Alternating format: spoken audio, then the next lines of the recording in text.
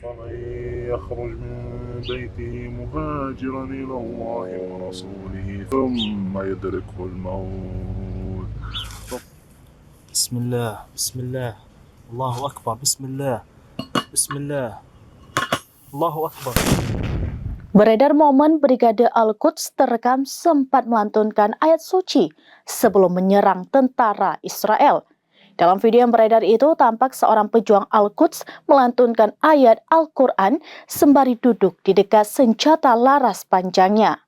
Usai melantunkan ayat suci dan berdoa, saya pejuang Palestina itu melancarkan serangan ke pasukan Zionis dengan menembakkan lava mortir. Beredar momen Brigade Al-Quds terekam sempat melantunkan ayat suci sebelum menyerang tentara Israel. Dalam video yang beredar itu, tampak seorang pejuang Al-Quds melantunkan ayat suci sebelum mengecoh konsentrasi musuh. Ia tampak membaca Al-Quran sembari duduk di dekat senjata laras panjangnya. Mengutip Tribun News, adapun video tersebut telah diunggah sepekan lalu oleh Brigade Al-Quds via Telegram pada Selasa 12 Desember 2023. Dalam video itu terlihat seorang pria menggunakan kemeja berkerah berwarna abu-abu.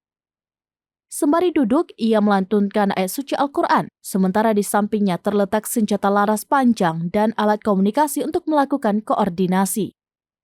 Video itu dilanjutkan pula dengan detik-detik Brigade Al-Quds yang melancarkan serangan ke musuh. Salah satu sayap pejuang Palestina itu menggunakan lava mortir untuk mengecoh tentara Israel. Di akhir video, terlihat mortir Al-Quds meledakkan posisi tentara Zionis hingga mengakibatkan kepulan asap putih pekat. وما رميت إذ رميت ولكن الله رمى. سيتم استهداف مفترق شارع 5. الله أكبر ولله الحمد.